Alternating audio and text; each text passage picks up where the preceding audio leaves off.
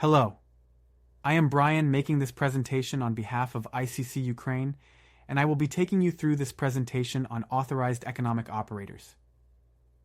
The ICC has been very much involved in this program internationally as well as in Ukraine, and we are working hard to raise awareness of the benefits of AEO status here in Ukraine.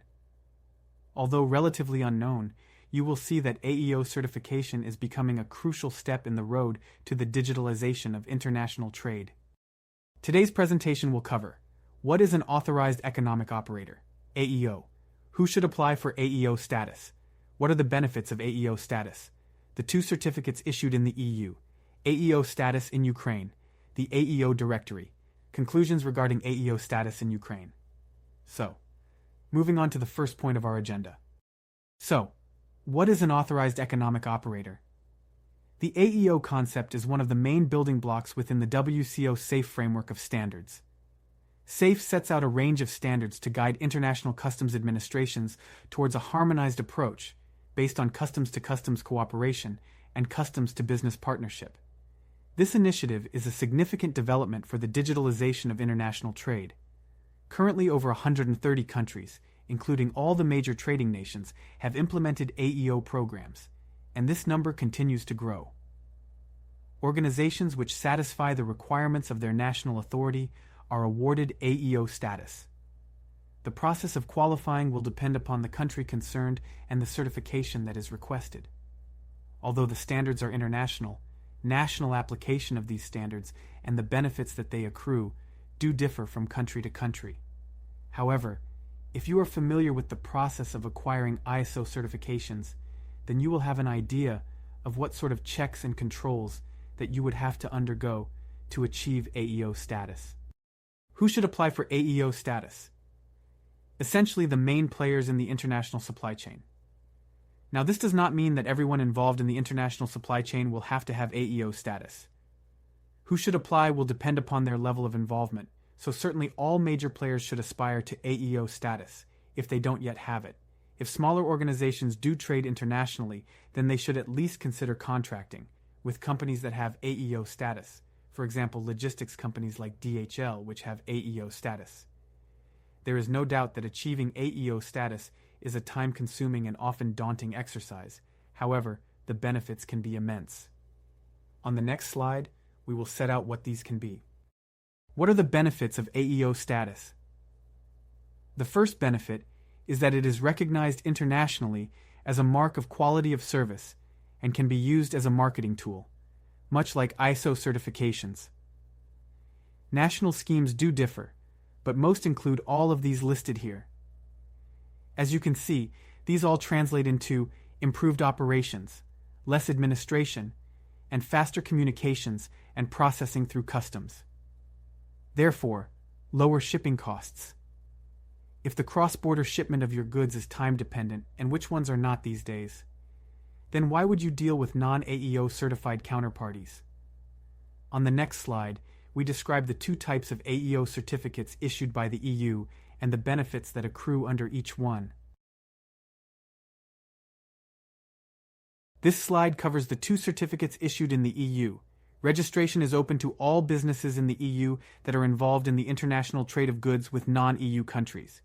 The UK, as a former member of the EU, has similar certification and has a mutual reciprocity agreement in place with the EU. Organizations can apply for one or both of these certificates. The AEOC certificate is for customs simplification. As you can see, the main benefits here relate to reduced administration, the waiver of guarantee requirements, so reducing financing costs and releasing liquidity. The AEOS certificate covers security and safety. The main benefits are fewer and faster customs checks and less administration. If a business has AEOF status, it holds both certificates. In the next slide, we explain the situation with regard to AEO status in Ukraine. AEO status in Ukraine. Ukraine has been actively working to implement and develop its Authorized Economic Operator AEO program in alignment with international standards, particularly those of the European Union, EU, and the World Customs Organization, WCO. This initiative is part of Ukraine's broader customs reform and harmonization efforts undertaken since the signing of the EU-Ukraine Association Agreement. The main milestones in this program are the points listed here. The State Customs Service of Ukraine has been enhancing its administrative capacity, training staff, and adopting clear procedures for the accreditation and monitoring of AEOs. Ukraine is working towards aligning its AEO standards with those of the EU and other major trading partners. Progress on MRAs is ongoing, and Ukrainian officials frequently engage with their EU counterparts, aiming to simplify trade and reduce duplication of checks once mutual recognition is achieved. There are currently 5 types of AEO status in Ukraine. These categories are reasonably self-explanatory and cover international traders, logistics companies, manufacturers, and a special category for companies that declare the origin of goods. The next slide sets out the steps to apply for AEO status.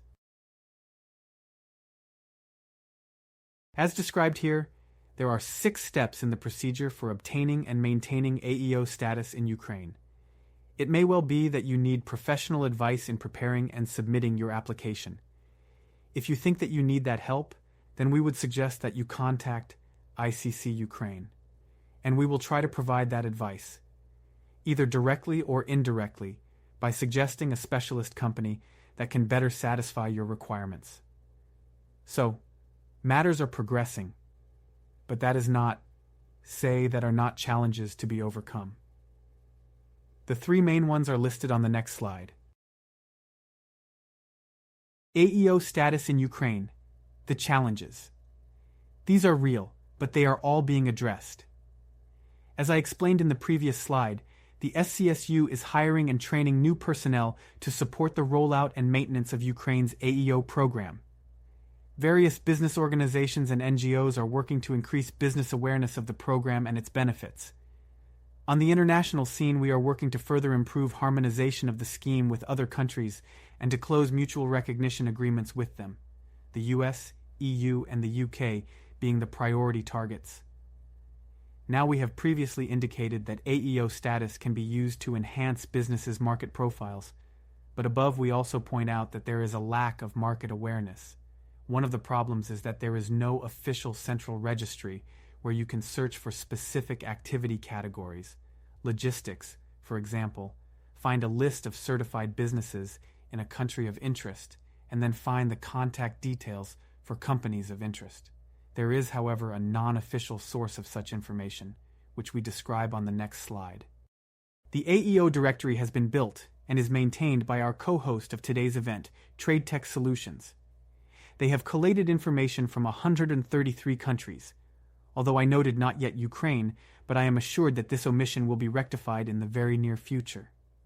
To set out the various national certification programs, together with published lists of AEO certified entities, which they have then enriched, where possible, with contact details. You should note that not every country provides a public list of the AEO certified entities in their country, the US, for example, and even where they do, sometimes the names published are too vague or limited to allow them to be enriched with contact information. However, there is no alternative, and I believe they have done an excellent job under the circumstances. Even better, there is no charge to access the service, so please feel free to go to www.aeodirectory.com to find your potential AEO certified partners. We've almost arrived at the end of this presentation, and there is nothing more for me to do than come to some conclusions with regard to AEOs and the Ukrainian program. As described in this presentation, the AEO initiative brings benefits to all the players in the international supply chain, reducing costs, administrative processes, and removing friction from the movement of goods. Ukraine's AEO program, although still at the beginning, has started and is being strengthened in terms of operational capacity, business awareness, and the negotiation of mutual recognition agreements. If you are involved in international trade and have not yet taken steps to become AEO certified, I would urge you to contact the State Customs Service of Ukraine to find out how you can achieve certification at the link shown below, or contact your local ICC Ukraine office. Thank you for listening to this presentation, which I hope you found interesting and of use.